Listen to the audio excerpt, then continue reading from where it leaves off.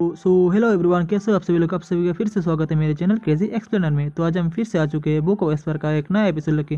तो बिना की देरी के आज का एपिसोड स्टार्ट करते हैं। इस एपिसोड की शुरुआत में हम देखते हैं कि रेड डिमॉन अपने भाइयों के साथ शर्त लगाता है। वो कहता है, भाइयों मैं शर्त लगाता हूँ कि ये लड़का 1 महीने में ठीक हो जाएगा और ये लड़की आधे समय में ही ठीक हो जाएगी। एक और डिमॉन जवाब देता है, बिल्कुल नहीं, इतनी जल्दी इनसे ठीक होना नामुमकिन है। इनके ये घाव देखो, कम से कम 2 महीने लगेंगे, शायद उससे भी ज़्यादा। ये सुनकर रेड डिमॉन कहता है, ठीक है, तो मैं इस पर एक 5 क्रिट का पिल शर्त लगाता हूँ। दूसरी तरफ क्यूलिंग उन 4 डिमॉन्स को अपने बच्चों के ऊपर शर्त लगाता देखता है और कहता है, क्या ये 4 लोग मेरे बेटे और ईवर के ऊपर शर्त लगा रहे हैं। सूफेन उनकी बात सुन लेता है और उनके पीछे खड़ा हो जाता है, लेकिन उन 4 डिमॉन्स को इस बारे में बिल्कुल भी खबर नहीं होती और वो लोग अपना शर्त लगाने में लगे रहते हैं। तभी जूफेन अचानक उनके कंधे पर हाथ रखकर हंसता हुए कहता है, अरे तुम लोग यहाँ बहुत मज़े कर रहे हो, क्या मैं भी तुम्हारे साथ शामिल हो जाऊँ। रेड डिमॉन कहता है, बिल्कुल, पहले तुम अपना 5 क्रिट का पिल निकाल के दिखाओ। लेकिन जैसे ही वो अपने पीछे वाले दोस्त की तरफ देखता है, वो 4 डिमॉन्स एकदम शांत हो जाता है और उनकी आंखें चौंक जाती है। वो घबरा कर तुरंत पीछे हट जाते हैं और जूफेन के सामने झुककर माफ़ी मांगते हैं। स्टीफर जू, हमें माफ़ कर दे। ये देखकर क्यूलिंग और यूलिंग बिल्कुल हैरान हो जाते हैं। वो सोचने में लगते हैं, ये 4 लॉलेस डिमन जो किसी के भी नहीं सुनते आज जूफेन के सामने इतना आगागरी बन गए हैं। तभी रेड डिमॉन जूफेन से पूछता है, स्टीफर जू, क्या आप इन बच्चों के लिए यहाँ आए हैं?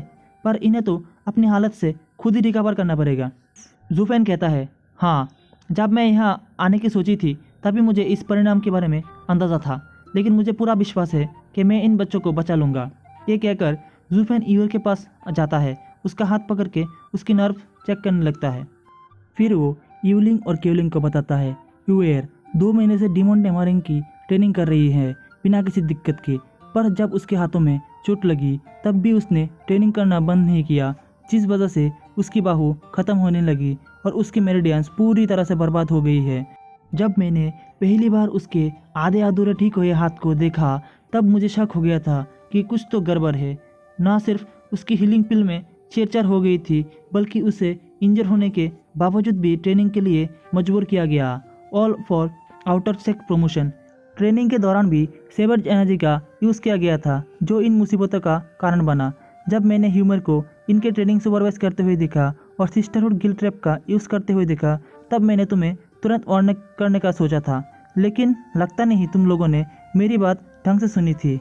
ये सुनकर केलोंग और यूलिंग बहुत पछताते हैं और दुखी हो जाते हैं। तभी 4 डिमॉन में से एक डिमॉन जो ब्लैक और वाइट बैलून वाला होता है, वो जूफेन से पूछता है, स्टीफर जू, अगर आपको पहले से ही सब जानते थे तो आपने हमें पहले ही साफ साफ क्यों नहीं बताया।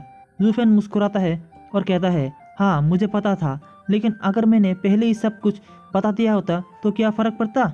ये सुनकर 4 डिमॉन्स ज़ोर ज़ोर से हंसने लगते हैं। हा हा हा हा हा, स्टीफर जू सच में बहुत ही ज़्यादा वाइल्ड है। वही जूफेन अपने मन में सोचता है, ज़रूरत के वक्त का दोस्त ही असल दोस्त होता है। अगर मैंने पहले ही इन्हें सब कुछ बता दिया होता तो ये लोग मुझे फॉलो नहीं करते और मेरी इज्जत नहीं करते। सेक्रेटा जियो चाहता है कि मैं एक बहुत बड़ा सफलता हासिल करूं, तो मुझे केलोंग और यूलिंग को अपने छाये में रखना पड़ेगा और उन्हें कंट्रोल में रखने के लिए सबसे अच्छा तरीका है कि उनकी गिल्ड को अपना हाथ में लेना पड़ेगा। वो और सोचता है, जब मैंने सेक्ट के पुराने एल्डर्स और वेनरेबल्स के कब्रें देखी तब मुझे समझ आ गया कि वो जगह मेरे लिए स्वर्ग जैसी है। मुझे सिर्फ वहाँ बैठना था और कुछ नहीं चाहिए था।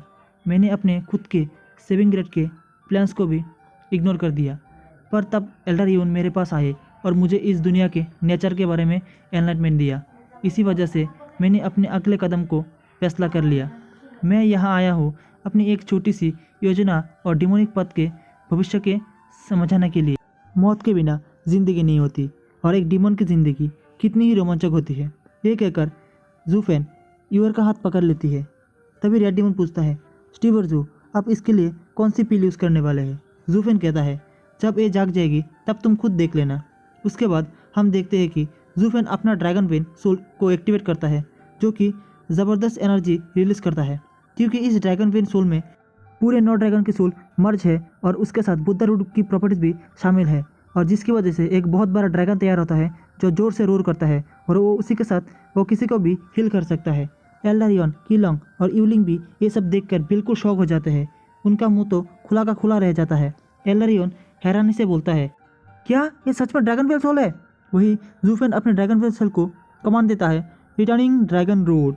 सोल एक शक्तिशाली पल्स रिलीज करता है जो किसी को भी तोड़े हुए मेरिडियंस को ठीक कर सकता है।